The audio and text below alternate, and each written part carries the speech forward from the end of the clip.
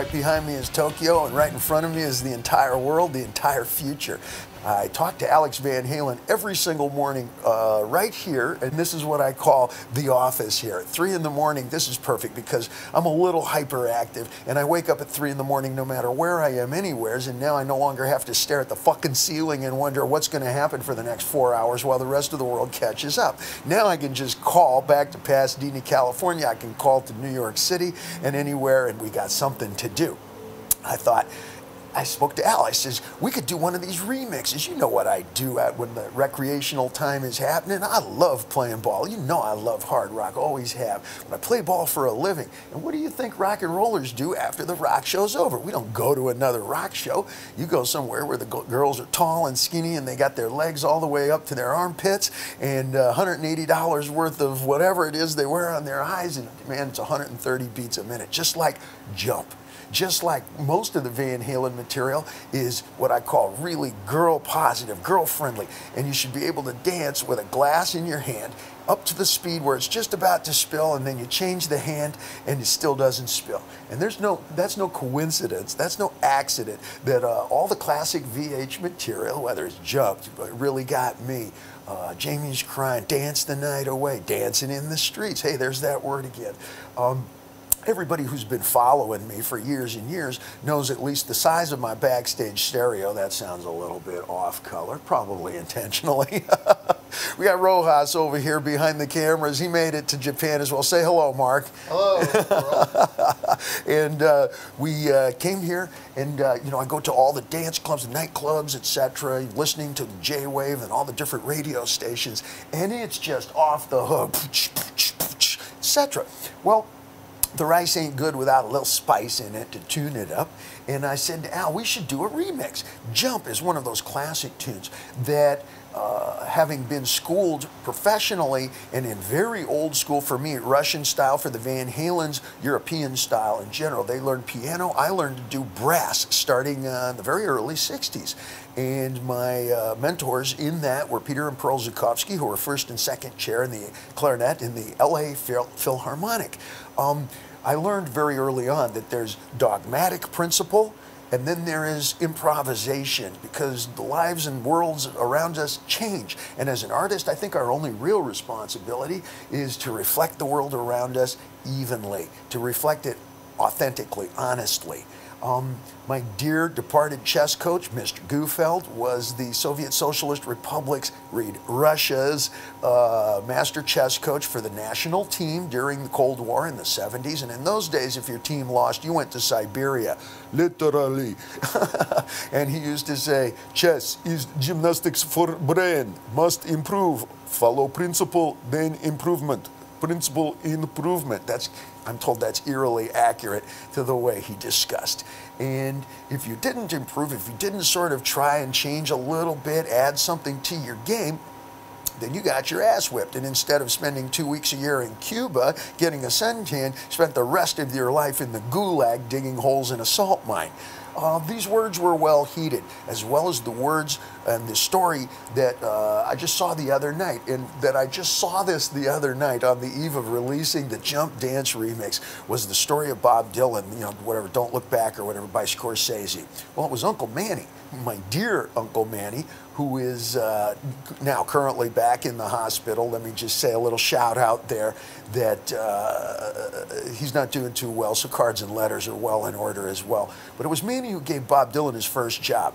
The first job was one voice and one guitar, which is kind of how VH started, you know, lead, bass, and drums, amazing vocals, as good a lyric as you could possibly bolt together, not just Moon in June, but let's really try and take it past perhaps where we found it.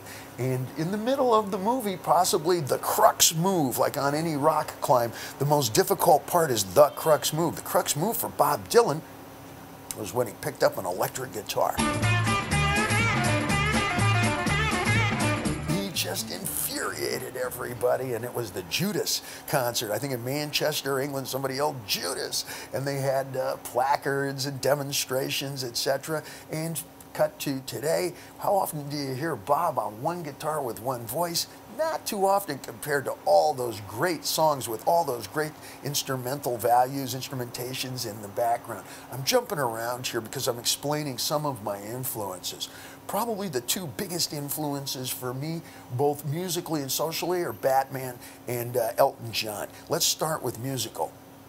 Batman does not look like he does today that he did back when, not even on the last movie, much less 10 years ago. If you like the classic, that's there forever, especially now that we have the internet. You can dial back and you go all the way back to the classic times from the 1940s or whatever. If that's the Batman you like, marvelous. It's there forever, as is the way Van Halen plays on stage and always will. We're like the McDonald's French fry. One idea, build empire. Oh, there's Mr. Goofeld again.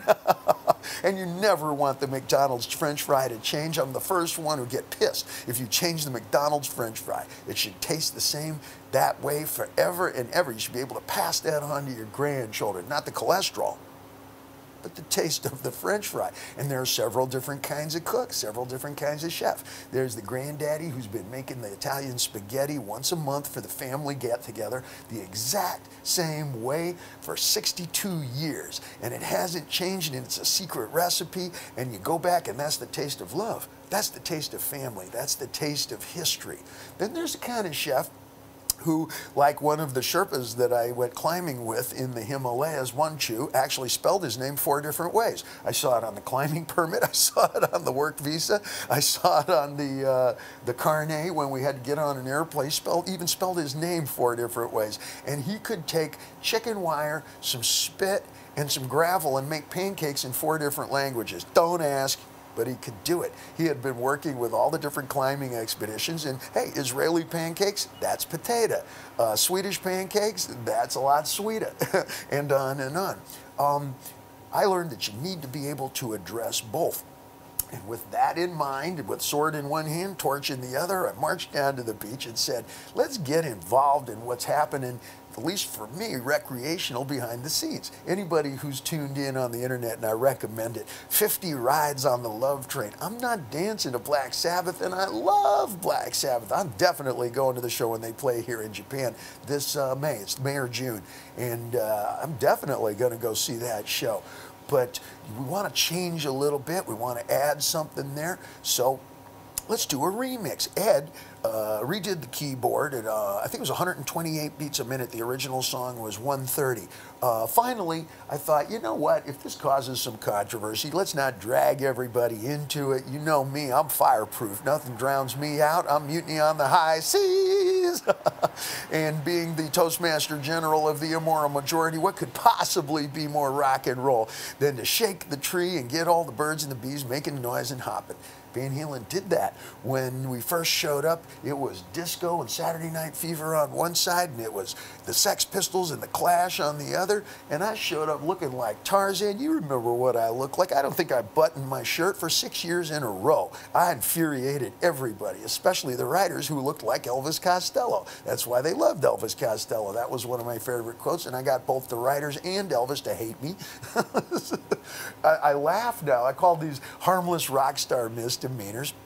No, I don't think that you want to change any particular song like Jump or any particular French fry like McDonald's. But if there's a variation available, oh yeah. If nothing else, it'll make us appreciate the original. You don't change Michelangelo's statue of David, but if on the internet you want to clip my happy smiling face out and make fun of it and put it on the statue, I'm all for that.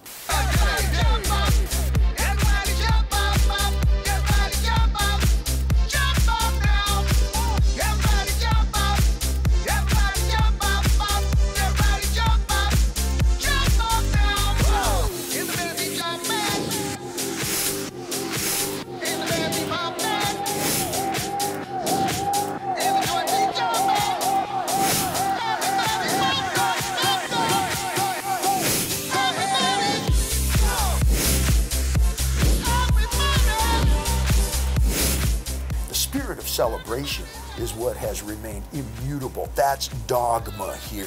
And that's been that way for me ever since. Why all the dancing around? Why all the hyperactive? Yeah, it's pretty simple now that I'm old enough to look into the rearview mirror and say what's really there. When I was very, very young, starting when I was born, I had to wear braces on my legs.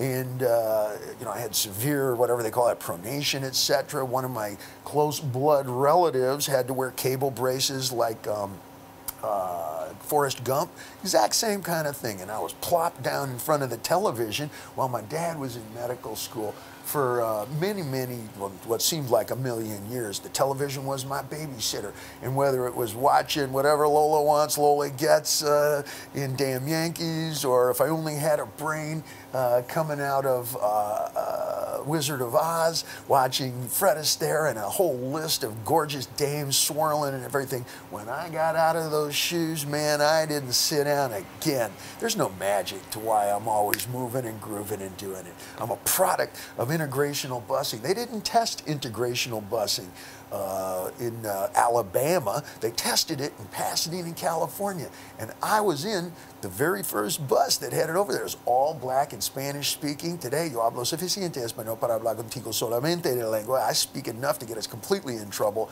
halfway out. I own a lowrider, and I can gang sign the entire Mickey Mouse Club. M-I-C-K-E-Y-Y. This is why. And it comes natural, it's authentic.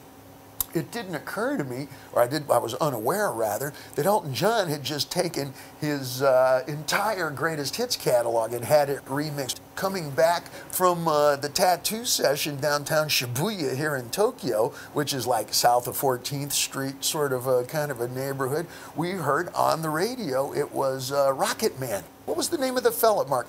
That KDME remixed Rocket Man with a groove behind it. It's no longer just a solemn ballad. It's an upbeat ballad. In fact, that's what you might even call it. Something brand new. I figured, give me a little taste of that. And we can serve it on the side as a special little something. No, we're not going to change the French fry. But wow. I contacted a couple of fellas named WhiteNoize, two boys from San Francisco who are all over the Floor Nation. That's from Ibiza to Florida to New York City, Abu Dhabi, Naples, Maples, and everywhere else that's really hard to pronounce, every $5 word somewhere in Europe. And I said, fellas, have at it. Do what you want to do.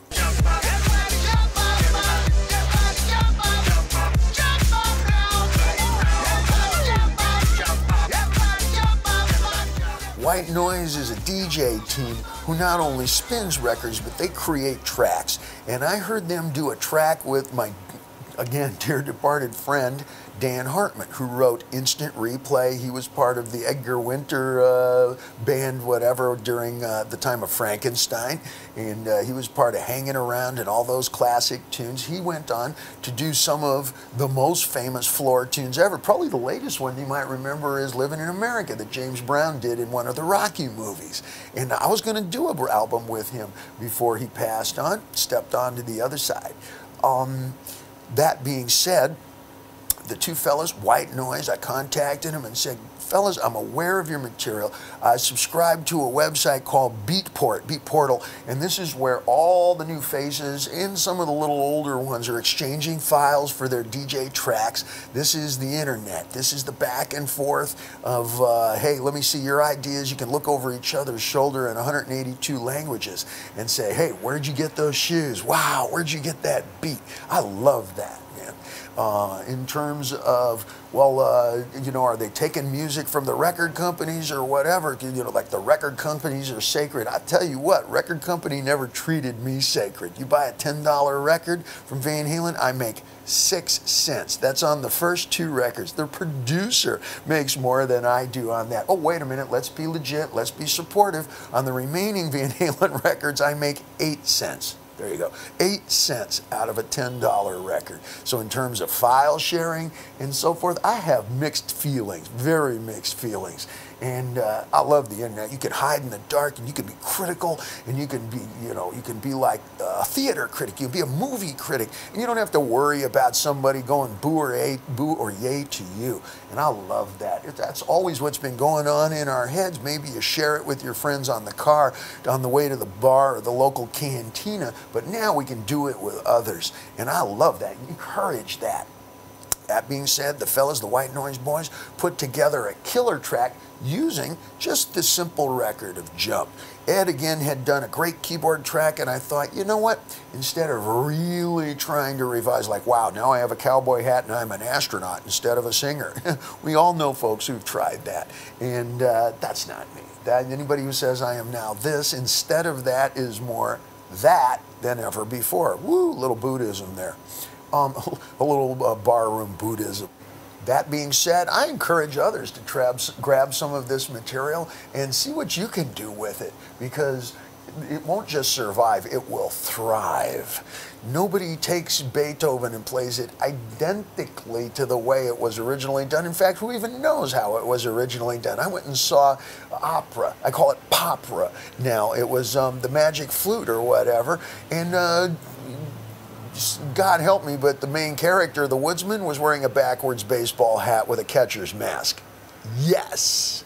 And if nothing else, it causes you to wake up, boom, and treasure the original, if nothing else. If we begin to really understand why we originally loved something, and perhaps we add a little to the future. I want to be part of what's happening now. Young and skinny energy.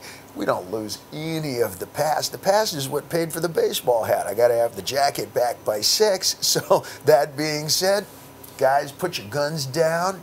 Let's move the tables back and fucking celebrate. Might as well jump. Go ahead and jump. Might as well jump.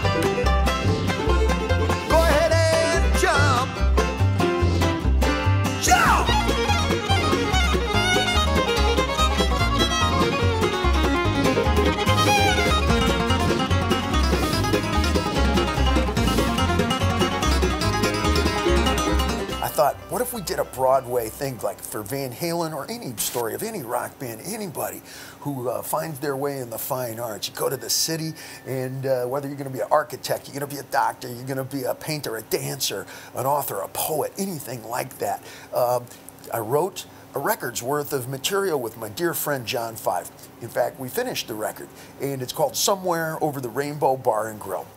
And I thought, if we're going to do a Broadway, what do you call it, jukebox musical or something like that, what are you going to do? Are you going to hire a rock band to imitate the VH sound? That's going to be a little bit tough, because we're not a band like the Four Seasons or, geez, who else had some of this material? ABBA, whatever. Those songs translate just as they are onto the stage. But how are you going to take hard rock and revise it into a number of ways that you can do a 2-hour program, etc.? All right, well, Jump is a classic song that was written by professionally trained classic musicians, myself and the Van Halen brothers. So you can give it different shoes and haircut, and people have routinely over the ages. Aztec Camera did it with some acoustic guitars. I've heard 3 different big band renditions, and then somebody took John Lennon's vocal from Imagine and put it, he took the vocals of Jump rather and placed it against Imagine, the music that came for that. And check it out. You just surf it and you can find it. It's a glorious sound.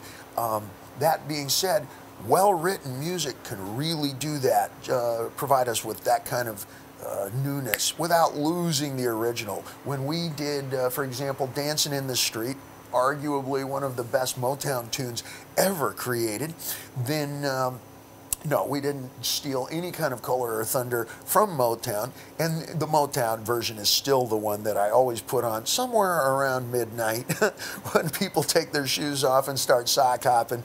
That's the version that I'm going to put up there. And I don't think Berry Gordy or any of the gang flexed out when we did Dancing in the Street with a 3-piece arrangement. Oh, and a keyboard. Wait a minute. Keyboard. What do I remember there? Because when we originally do Jump, Everybody had a heart attack. The heavy metal gang just about committed ritual suicide when Eddie Van Halen stepped up with that keyboard sound, which is now an actual patch on whatever the style of keyboard. It's the jump patch. It says jump right there, and you hit it, and now it's as acceptable as Bob Dylan with an electric guitar. A lot of people don't even know Bob played folk music, and when folk music showed up, according to dear old Uncle Manny, that upset everybody. Uncle Manny was also employing Neil Diamond. You know Neil Diamond, for example, the pop singer, and that kind of music was being played in the Cafe Wha in the early 60s. And when Bobby Zimmerman became Bob Dylan and showed up downtown there, I think in 1960, 1961, the idea of one voice, the Woody Guthrie approach, Ramblin' Jack Elliott, Dave Van Ronk, these names, this kind of music was eerie, it was frightening, it was called protest music, and the protest was mostly coming from the general public. So, I don't know, maybe you gotta shake the tree a little bit. You got to shake the tree if you're going to try and put something on the theater stage. And why not take all those versions, I thought, and Alex and I discussed it right here on this same balcony in the land of the gods, and take it and give it 5 different shoes and haircuts, update it, give it different neighborhoods, not so much time frames, but it can be done big band style, it can be done heavy metal style, it can be done folk style, it can be made into a very, very quiet, sad ballad. If you think about it, it's sort of like just a gigolo, and everywhere I go, people know the part I'm playing. That originally started off as a ballad, and you turn it up into something resultant that you transcend that shit. With one sword in one hand and a torch in the other, you defeat those blues. And when you hear an audience singing, I ain't got nobody, it sounds like a celebration. That's the saddest lyric you could probably portend as a lyricist, but we turn it into something spectacular and resultant, a celebration of life, if nothing else. With Jump, here I am with my back against the record machine. It's sad, but you can do it as a ballad, sort of like Rocket Man, and you can turn it into the quintessential dance tune.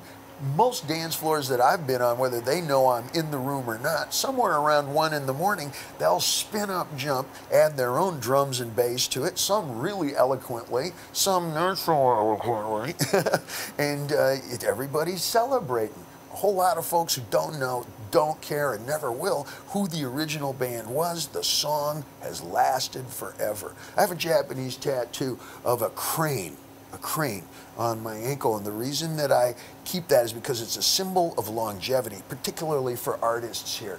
And the expression is that long after the crane is lost from sight, you can still hear his call.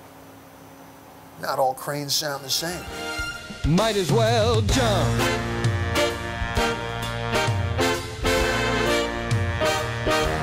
Everybody jump.